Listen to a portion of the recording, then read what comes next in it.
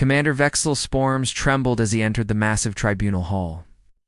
The crystalline being had fought in 17 campaigns across the galaxy, but none had broken him like the human war.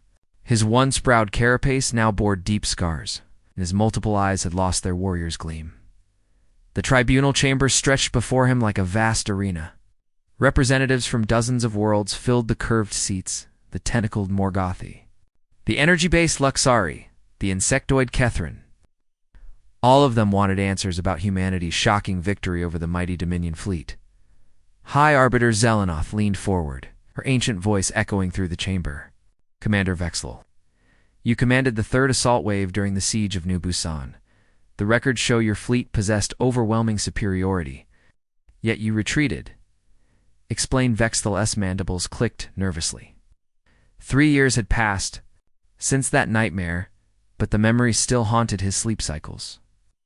Honored Arbiter, we had superior numbers, advanced weaponry, orbital bombardment capability. On paper, the humans should have surrendered within hours. But they didn't, prompted the Arbiter. Oh, they didn't. Vexel's voice cracked like shattering crystal. You want to know about humans? They don't fight wars.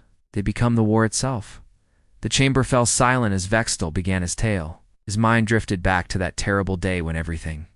Captain Li Haiyanwu pressed his back against the twisted remains of what had once been a civilian transport. Plasma bolts screamed overhead, turning the morning air into superheated death. His uniform was torn and blackened, his face streaked with sweat and grime. But his hands remained steady on his pulse rifle. "Sergeant Park, report," he whispered. "Into his comm unit."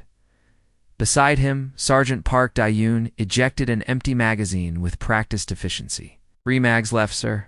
Been holding this intersection for 6 hours straight. They keep coming in waves." Through the smoke and debris, they could see the Dominion forces advancing. Tall, armored figures with energy weapons that could punch through concrete. Their shields shimmered like soap bubbles, deflecting human bullets. With ease, any sane military force would have fallen back hours ago. "Sir, reinforcements are still 12 kilometers out," Dayun reported, checking her tactical display. "Command estimates 40 minutes minimum." Haiyanwu smiled grimly, reloading his weapon with fluid motions. "Then we hold for 40 minutes. Or 40 hours if we have to." "Sir, with respect, that's impossible. We're outnumbered 50-1. Sergeant, did anyone tell these aliens that it's impossible?" Dayun looked around at their makeshift fortification.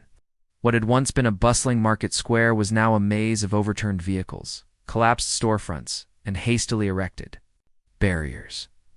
But every piece of debris had been placed with purpose, every angle calculated. The humans had turned their own city into a weapon. "No, sir, I don't think they got the memo." Private Kim Minho, barely 19 years old, crouched behind a concrete barrier with his modified tablet computer. While plasma fire raged around him, he calmly hacked into the Dominion communication network using equipment salvaged from a destroyed electronics store. "Got their frequency rotation pattern," he announced cheerfully, as if discussing the weather instead of electronic warfare. "Uploading false coordinates to their artillery now." Seconds later, Dominion bombardment began falling on empty buildings 3 blocks away instead of human positions. The young private grinned and gave a thumbs up. Lieutenant Colonel Choi Yoonji watched the battle unfold from her command bunker deep beneath the city. Her tactical display showed red enemy markers swarming like angry insects around small clusters of blue human defenders. By every rule of military science, her forces should have been annihilated. Instead, the red markers kept disappearing. "Ma'am, enemy forces are requesting parley," her communications officer reported. "Denied. We're just getting started." Above ground, the Dominion commander Torvak surveyed the battlefield through his helmet display. His forces had advanced 2 city blocks in 6 hours. 2 blocks. Against a primitive species with kinetic weapons and no energy shields. "Status report," he demanded. "Sir, we've lost 40% of our ground forces. The humans have turned every building into a fortress. Every street into a kill zone. They're using tactics we've never encountered." "Explain, sir." "They fight from sewers, from rooftops, from inside rubble piles. When we corner them, they disappear through tunnels we didn't know existed. When we destroy their positions, more. Humans appear from buildings we thought were empty. Torvac studied the city spread before him. It looked like any other primitive settlement. Low buildings, narrow streets, simple construction. But now he saw it differently. Every window was a potential sniper's nest. Every alley a potential ambush point. Every basement a potential command center. The humans hadn't just fortified their city.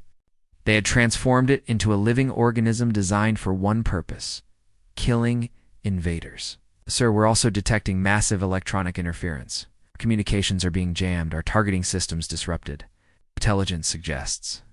A teenager with a laptop computer. Torvac's mandibles ground together in frustration. A teenager? Yes, sir.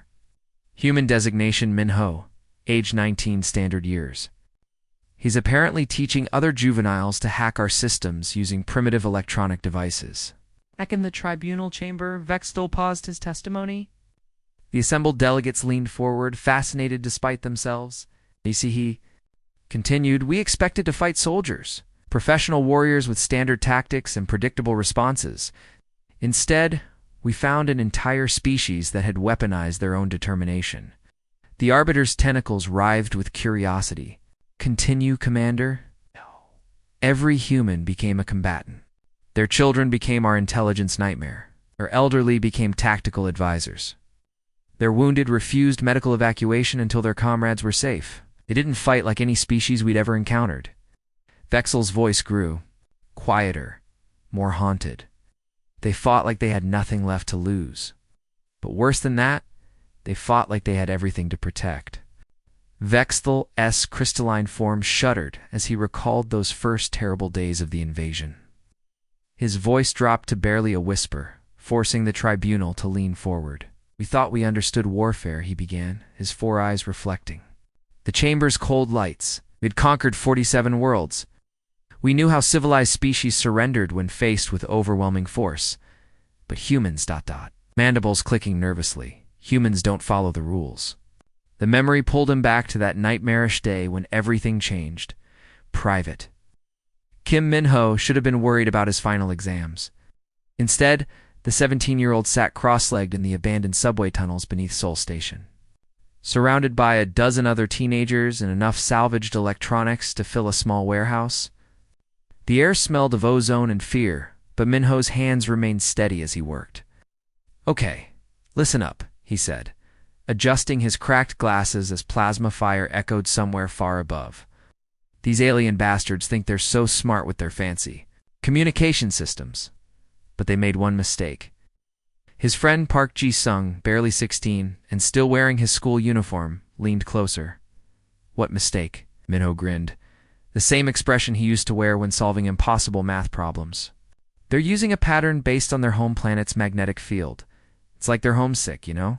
So they built that feeling right into their tech. Around him, other students worked frantically. Some stripped copper wire from destroyed buildings.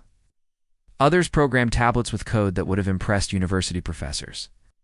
All of them should have been hiding in shelters, but none of them had even considered it. Every 30 seconds, their frequency shifts, Minho continued, connecting a car battery to what had once been a television antenna. But watch this pattern. He showed them a graph on his tablet screen. See how it curves? That's not random. That's homesick aliens missing their sky. Above ground, Lieutenant Colonel Choi Yoon-ji stood in her makeshift command center. Watching red dots swarm across her tactical display like angry hornets, her forces were outnumbered 20-1. The enemy had orbital bombardment, energy shields, and weapons that could level city blocks. Any sane commander would order a retreat. Choi Yoon-ji had stopped being sane the moment alien ships appeared in Earth's sky. Ma'am, intelligence from the tunnel rats, her aide reported, using the nickname for Minho's teenage hacker squad. They've cracked the enemy communication protocol. Yoon-ji studied the data streaming across her screens. Troop movements, supply, lines, command frequencies.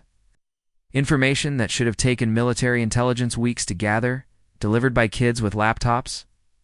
Outstanding. Signal all units we're going on the offensive.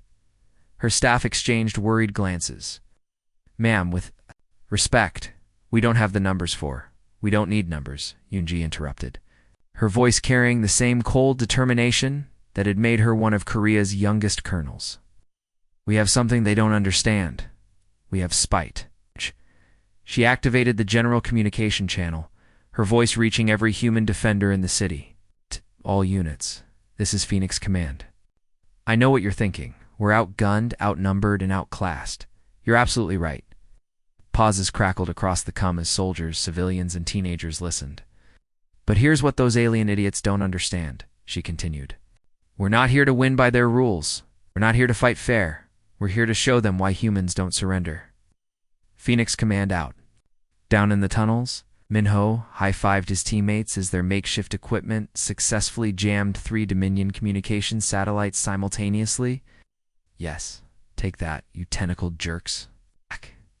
His grandmother, 70-year-old Mrs. Kim, Sunya looked up from where she sat, organizing ammunition salvaged from destroyed military vehicles. Language, Minho, and good work. The old woman had lived through the Korean War, survived decades of hardship, and raised 5 children as a single mother.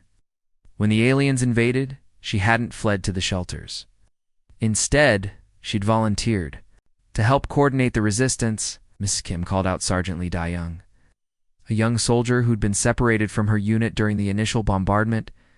The aliens are using a pincer movement on Sector 7. How do we respond? Sunya studied the tactical map with eyes that had seen too much history. Same thing we did when the Chinese came across the Yalu River in 1950. Make them pay for every meter. Channel them into the kill zones, then hit them from directions they don't expect. She pointed to specific locations on the map.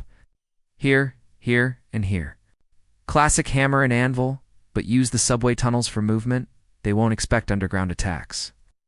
Meanwhile, throughout the city, the resistance network was expanding in ways the Dominion couldn't comprehend.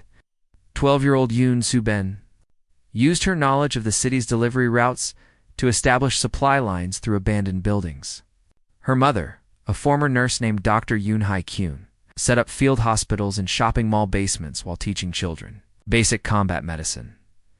In the ruins of what had been an electronics market, 65-year-old Mr. Park Chen-ho worked alongside university students to build improvised weapons from consumer technology. The old man had been an engineer before retirement, and his weathered hands moved with surprising precision as he modified smartphone batteries into electromagnetic pulse devices. The alien armor has vulnerable joints, he explained to his young assistants. Right here, where the power cables connect. Hit them with a focused EMP burst and their fancy suits become very expensive coffins. Back in the command bunker, Colonel Yoonji watched her tactical display transform. What had been a hopeless defensive battle was becoming something else entirely. The red enemy markers were slowing, clustering, showing signs of confusion. Human forces weren't retreating, they were adapting. Ma'am, enemy commander is requesting another parley, her communications officer reported. Tell him we're busy, Yoonji replied without looking up from her screens. But if he wants to surrender, we'll consider accepting. The officer blinked in surprise. Ma'am, they're asking us to surrender. I heard what I said, Lieutenant. Above ground, Dominion Commander Torvak studied his tactical reports with growing disbelief. His forces had advanced exactly 3 city blocks in 12 hours. 3 blocks, against a species that couldn't even achieve faster-than-light travel. Worse, his casualties were mounting. Not from direct combat, but from 1,000 tiny cuts. Communications disrupted by civilian electronics. Supply convoys ambushed by children with improvised explosives. Key personnel eliminated by snipers who seemed to appear from nowhere and vanish like ghosts. Sir, we're detecting organized resistance from every sector, his aide reported. Military. Civilian, even juvenile targets are actively engaging our forces. Juveniles. Yes, sir. Ages ranging from 12 to 19 standard years. They appear to be conducting electronic warfare using primitive computational devices. Torvak's mandibles ground together in frustration. In 47 previous conquests, Civilian populations had either fled or hidden until the fighting ended. These humans were different. They fought back with a ferocity that bordered on insanity, but it wasn't insanity, he was beginning to realize. It was something far more dangerous. Back in the tribunal chamber, Vextel's voice grew even quieter. That's when we began to understand. We weren't fighting an army. We were fighting an entire species that had decided death was preferable to defeat. Every human, from their smallest children to their eldest citizens, had become a weapon pointed at our hearts. The chamber remained, silent, hanging on every word. And the worst part, Vexel continued, they were enjoying it. Vexel's crystalline carapace darkened as he relived the horrors that followed. His voice became barely audible, forcing even the most distant delegates to strain forward. What happened next defied everything we knew about biological limitations. He whispered, "Humans don't just adapt to impossible conditions, they thrive in them. They turn disadvantages into weapons."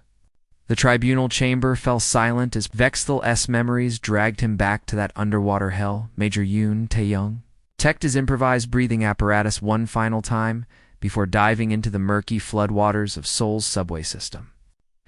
The Dominion forces had blown the river dams, turning the underground tunnels into a watery tomb. They expected the human resistance to drown or surrender. They were about to learn how wrong they could be. "Oxygen holding steady," whispered Corporal Shinbo Ara through her modified diving mask. Her equipment looked like something from a scrapyard, civilian diving gear duct taped to military communication systems, with air filters salvaged from destroyed vehicles. But it worked, and that's all that mattered. Behind them, 5 more soldiers moved through the flooded tunnel like deadly fish. Private Lee Dong-wook had been a competitive swimmer before the invasion. Now he used those skills to guide the squad through submerged passages that even he couldn't have navigated a week ago. "Movement ahead," Biara signaled, her voice barely a whisper through the underwater comm system. 3 contacts, heavy armor, about 50 meters. Tae-young studied the approaching Dominion divers through the murky water. Their suits were technological. Marvel's powered armor that could withstand crushing depths with built-in life support and energy weapons. Each suit cost more than most human cities. "Remember what we learned?" he signaled to his team. "They're designed for deep space, not swimming. Big, heavy, slow turns. We're faster." The alien divers moved through the water like clumsy robots, their massive suits fighting against fluid dynamics. The humans moved like predators. The engagement began when Biora struck first. Her modified harpoon gun firing electromagnetic pulse charged directly into the lead alien's power coupling. The suit's systems sparked and died. Turning its occupant into a sinking statue, Dong-wook spiraled around the second alien like a shark, using a jury-rigged cutting torch to slice through vulnerable joints in the armor. The alien's panicked movements only made him easier to target. The third alien managed to fire once before. Tae-young planted an improvised explosive directly against his helmet. The blast echoed through the tunnels like thunder. 30 seconds after it began, the fight was over. 3 more suits of alien armor were settling into the tunnel floor like expensive tombstones. "Area clear," Tae-young reported to command. Above ground, the real nightmare was just beginning. Engineer Nam Ji-hoon had been working on renewable energy systems before the invasion. Now he crouched in the ruins of his university laboratory, surrounded by equipment that shouldn't exist. Car batteries wired to microwave ovens, connected to salvaged satellite dishes, all arranged in a pattern that violated several laws of physics. "This is completely insane," muttered his assistant, Dr. Park Soo-jin, as she helped calibrate the makeshift device. "Even if the theory is sound, we don't have the materials for proper containment." "Then we don't contain it," Ji-hoon replied, his eyes bloodshot from 3 days without sleep. "We just point it at the aliens and let physics sort it out." Colonel Kong So-young watched the mad scientist at work through her binoculars. The Dominion flagship hung in the sky above Seoul like a metallic mountain, its shields shimmering with energy that could deflect nuclear weapons. Conventional attacks had proven useless, but Ji-hoon's weapon wasn't conventional. It wasn't even sane. Status report, she demanded through her cum. Gravitational resonance field is building, Ji-hoon replied, sweat dripping onto his improvised controls. The alien shields are designed to deflect energy and matter, but they weren't built to handle localized space-time distortion. In simple terms, engineer. We're going to make a tiny black hole and throw it at them. Saw-young blinked. That sounds incredibly dangerous. Oh, it is. If this goes wrong, we'll probably tear a hole in reality. But if it goes right, their flagship becomes scrap metal. The device began to hum with increasing intensity. Around the city, lights dimmed as it drew power from the entire electrical grid. The sound grew higher, more piercing, until even the alien sensors began registering the anomaly. Gravitational resonance achieved, Ji-hoon announced with grim satisfaction, firing in 3, 2, 1, ... The weapon fired once. What happened next had never been recorded in galactic military history. The Dominion flagship's shields didn't simply fail, they collapsed inward on themselves, creating a brief but devastating gravitational anomaly that crushed the massive vessel like a tin can. The kilometer-long warship fell from the sky in pieces, its debris raining down on the city like metallic hail. But the humans weren't finished. In the industrial district, Master Sergeant Kim Hae-won led her demolition team through an environment that should have killed them all. The aliens had released toxic gas to flush out human defenders, turning the air itself into poison. The humans simply held their breath longer and kept fighting. Oxygen's running low, gasped Private Jung Min-soo through his improvised gas mask. Maybe 10 minutes left. Then we finish this in 9, Hae-won replied calmly, as if discussing the weather instead of a suicide mission. They moved through the poisonous fog like ghosts, placing charges on alien equipment with methodical precision. When the explosions began, they lit up the toxic clouds like deadly fireworks. Meanwhile, in the vacuum of space above the planet, something impossible was happening. Captain Oh Seung-wan floated in a makeshift spacesuit, cobbled together from a pressure suit and emergency oxygen tanks. He should have been dead within minutes. The suit was never designed for the vacuum of space. But humans had stopped caring about design limitations. Target acquired, he reported through his dying radio. Alien supply ship, dead ahead. Behind him, a dozen other humans drifted through space using nothing but compressed air bottles for propulsion. They looked like refugees from an engineering disaster, but they moved with deadly purpose. The alien supply ship never saw them coming. How could they? No sane species would attempt boarding actions in vacuum using homemade equipment. The aliens' own tactical computers refused to register the humans as threats because their survival was mathematically impossible, which is exactly why it worked. Back in the tribunal chamber, Vextel's voice had become a haunted whisper. They fought in poison gas while holding their breath. They conducted boarding actions in hard vacuum, using equipment built from spare parts. They turned our own physics against us by breaking rules we didn't know could be broken. He paused, his crystalline form trembling with remembered terror. But the worst part wasn't their impossible tactics. It was their attitude. They were having fun. In the middle of a war that should have destroyed them, surrounded by conditions that should have killed them, they were actually enjoying themselves. The chamber remained deathly quiet. That's when we began to understand. We weren't fighting a military force. We were fighting a species that had turned warfare into entertainment and survival into an art form. Vextel's crystalline form seemed to crack as he reached the most painful part of his testimony. His 4 eyes dimmed to almost nothing, and when he spoke, his voice carried the weight of absolute defeat. The moment I knew we had lost, he whispered, wasn't during any battle. It wasn't when they destroyed our flagship or when they turned our own tactics against us. It was when I watched one of their medics work.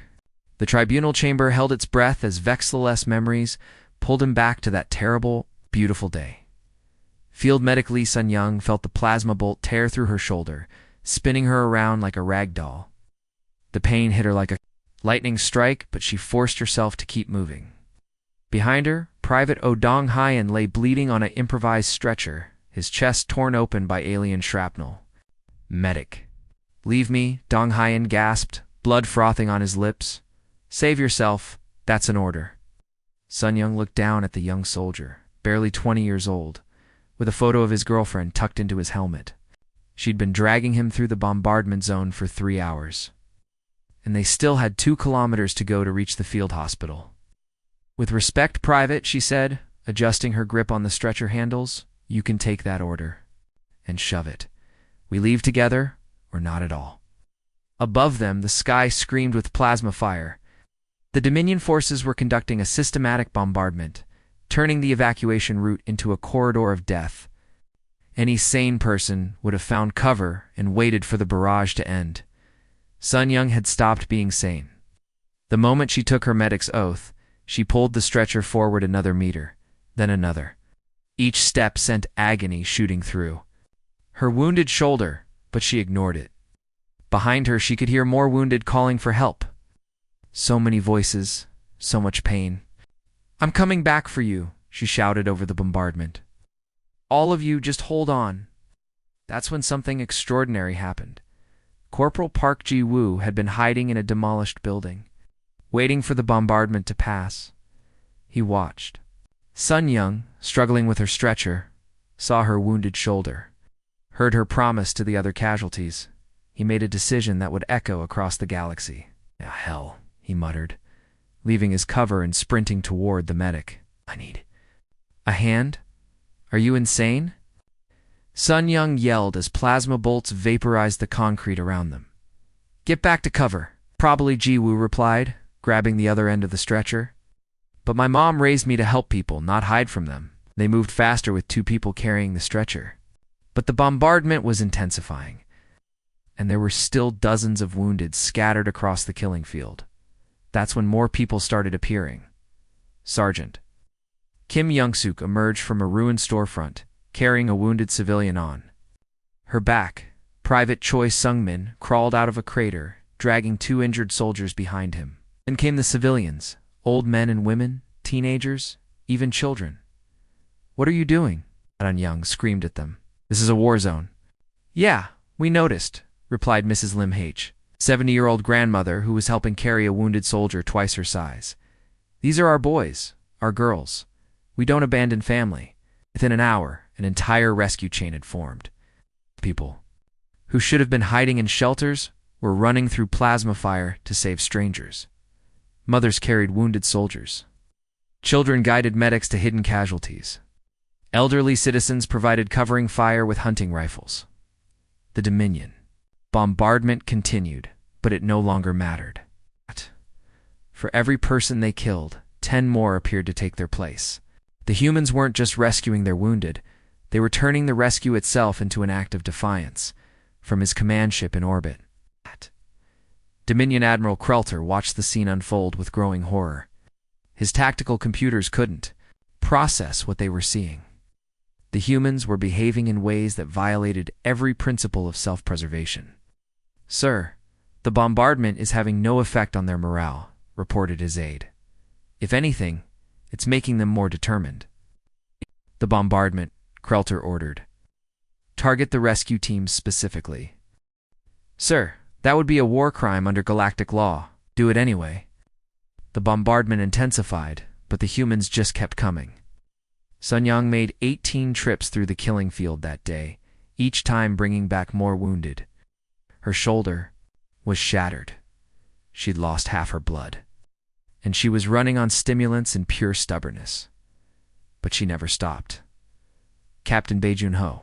I watched the rescue operation from his command bunker, his tactical displays showing the impossible scene unfolding above. His communications officer, Sergeant Im Vajan, was coordinating both the rescue operation and defensive artillery fire with mechanical precision. "Ma'am, you've been awake for 36 hours straight," he said gently. "Maybe you should rest, sleep." "When they're safe," the Jean replied without looking up from her displays. "All of them. Every single one." She was directing artillery fire between rescue runs, calling in strikes on alien positions while simultaneously guiding medics to wounded civilians. Her eyes were bloodshot, her hands trembling with exhaustion, but her voice remained steady, as she saved lives with one breath and took them with the next. Tiger 7, you have wounded at grid, reference 347 to 892. Medic Sun Young is en route. Hammer 2, fire mission on enemy position 445 to 223, danger close to friendly forces. The precision was inhuman. The dedication was beyond anything the aliens had ever countered. But it wasn't just the rescuers who broke Vexel's understanding of warfare. It was the wounded themselves. Private Oh Dong-Hien, the soldier Sun Young, had been carrying, regained consciousness just as they reached the field hospital. He was dying. They both knew it, but his first words weren't about his pain. "The civilians," he whispered. "Are they safe? The family I was protecting?" "They're safe," Sun Young lied, not knowing if it was true, but knowing he needed to hear. Good Dong-Hien smiled, blood on his teeth. Then it was worth it. He died holding her hand, still smiling. That scene repeated itself hundreds of times across the battlefield. Wounded soldiers asking about their comrades. Dying civilians worrying about their rescuers. People using their last breaths to thank strangers for risking everything to save them. From his observation post, Vexel watched it all through high-powered scopes. He had expected to see a broken enemy ready to surrender. Instead, he saw something that shattered his understanding of warfare itself. He saw love in action. Back in the tribunal chamber, Vexel's voice broke completely. That's when I realized what we were truly fighting.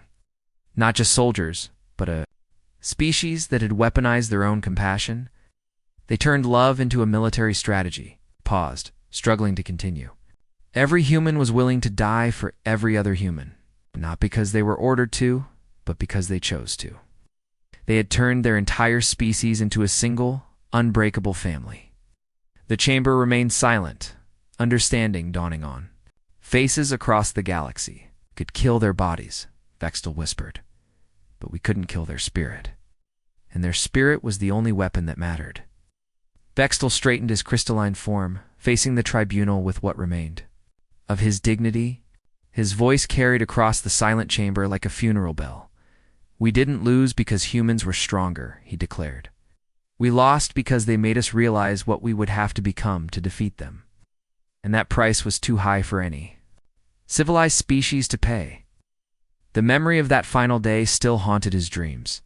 General Park Chan-woo stood in the smoking ruins of downtown Seoul. His uniform torn and blackened, but his spine straight as steel. Round him the remnants of both. Armies watched in tense silence. Human soldiers leaned on their improvised weapons, exhausted but unbroken. Alien troops kept their distance, their advanced armor looking somehow less impressive among the rubble. The Dominion commander approached slowly under a white flag, his massive form casting long shadows across the debris. Commander Morthok had conquered dozens of worlds, but something in the human general's eyes made him hesitate. General Park Morthok began, his translator converting his clicking speech into Korean. "This war has gone on long enough. You must see that continued resistance is pointless." Chan-woo smiled grimly, gesturing to the destruction around them. "Pointless? Look around, Commander. This is what your quick victory looks like after 2 months. You cannot win," Morthok insisted, though his voice lacked its former confidence. "We have reinforcements coming. More ships, more soldiers. Our fleet could turn this entire city to glass." "I know," Chan-woo replied with unsettling calm. "But you know what you'd have to do to beat us, don't you?" The alien commander's mandibles clicked nervously. "Explain." "You'd have to become like us," Chan-woo continued, his voice carrying across the ruined plaza. "You'd have to fight for every meter of ground. You'd have to sacrifice everything. Your principles, your civilization, your very souls. You'd have to turn your own children into weapons, just like we did." Behind him, Specialist Drew Ha-young stepped forward. The 18-year-old soldier looked even younger with her left arm missing, lost to a plasma blast while protecting civilians. But her eyes held the weight of someone who had seen too much war. "You'd have to stop being civilized," she said simply, her young voice cutting through the tension like a blade. "The question is, are you willing to do that?" Morthok stared at the teenage soldier, remembering the reports from his field commanders. This child had single-handedly held a bridge for 6 hours against overwhelming odds, using nothing but determination and a rifle that belonged in a museum. When they finally overran her position, she had smiled at them and triggered a grenade. She should have died that day. Instead, human medics had dragged her broken body through plasma fire to save her life, just like they saved everyone else. You Don't understand, Morthok said desperately. We're not monsters. We follow the laws of civilized warfare. So did we, once, Chanwu replied.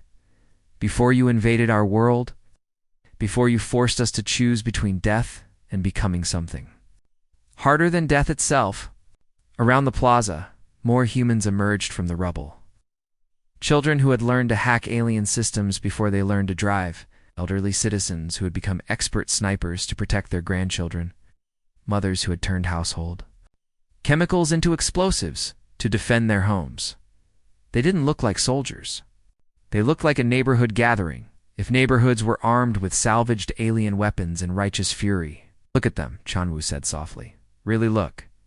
These aren't professional warriors. They're librarians and teachers and shop owners who decided that dying free was better than living as slaves. Morthok's optical sensors focused on the faces surrounding him. A grandmother loading shells into an alien plasma rifle. 10-year-old boy explaining computer code to his teenage sister. A wounded medic still carrying supplies to help anyone who needed them. How many of your people are willing to sacrifice? Everything, Hai-Young asked, her voice innocent despite the weapons she carried. How many of your children are ready to die for strangers? How many of your grandparents will pick up guns to protect people they've never met? Wait, this is madness. Morthok whispered. No, Chanwu corrected. This is love. And love makes people do impossible things. He gestured to the ruins around them. You could glass this city from orbit, could kill every human on this planet.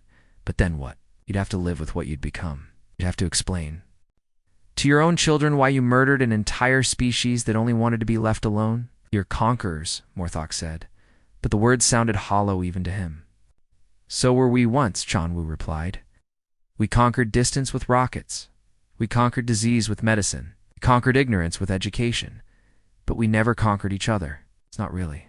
Not permanently. He stepped closer to the alien commander. The choice is yours, Morthok. But understand, we're not fighting for territory or resources. We're fighting for each other. And we'll do whatever it takes to protect our family. Family. Every human is family now, Hai-Young explained. The invasion taught us that. When someone threatens one of us, they threaten all of us. Around the plaza, human civilians began moving closer. Not threateningly, but with quiet determination. They formed a loose circle around the two commanders. Not as soldiers, but as witnesses. Mrs. Kim Sunya, the grandmother who had coordinated resistance cells, stepped forward with her walker. Young man, she said to Morthok, in broken but determined English, you want to hurt my grandchildren. I cannot allow this. Behind her came Mr. Park Chen-ho, the engineer who had built impossible weapons from spare parts. Then Dr. Yoon Hai-kyung, who had treated wounded soldiers and aliens alike. Then dozens more, each one ordinary, each one extraordinary. This is what you'd have to destroy, Chanwu said quietly. Every single one of them. And after you killed them all, you'd have to live with the knowledge that you murdered the most beautiful thing in the universe. A species that chose love over survival. Morthok looked around at the faces surrounding him. Old and young, wounded and whole, but all of them sharing the same unbreakable determination. They weren't afraid of him. They were sad for him. Cannot be defeated, he said, but the words came out as a question. You're right, Chanwu agreed. You cannot be defeated. But you can choose not to become the monsters necessary to beat us. The alien commander stood in silence for long minutes, his advanced sensors recording everything but his mind struggling to process what he saw. Finally, he activated his communication system. Fleet Command, this is Ground Commander Morthok, requesting immediate withdrawal of all forces. Negative, Commander, continue the assault. Fleet Command, Morthok's voice grew stronger. I am ordering complete withdrawal. The humans have won. Explain. Morthok looked one last time at the faces around him. human faces filled with hope and determination and love for each other. They turned us into something we don't want to be. And they offered us the chance to become something better. Ta-ta-da. Dominion fleet withdrew 3 days later, leaving behind their weapons and taking with them a new understanding of what it meant to be truly civilized. Now, in the tribunal chamber, Vexthel delivered his final warning to the assembled delegates. From across the galaxy, if you think you can control humans, you're wrong. If you think you can defeat them, you'll lose your soul trying. The only way to survive contact with humanity is to become their allies. He paused, letting his words sink in, because the alternative isn't just military defeat, it's becoming monsters to match their angels. And once you cross that line, there's no going back. The tribunal chamber fell silent as delegates from dozens of worlds absorbed the truth. Humanity's greatest weapon wasn't their technology, or their tactics, or even their impossible determination. It was their absolute refusal to let their enemies drag them down to their level, and their terrifying ability to drag their enemies up to theirs. In the end, the humans had won the war, not by becoming monsters, but by remaining human. And in doing so, they had shown the galaxy what it truly meant to be civilized. The end.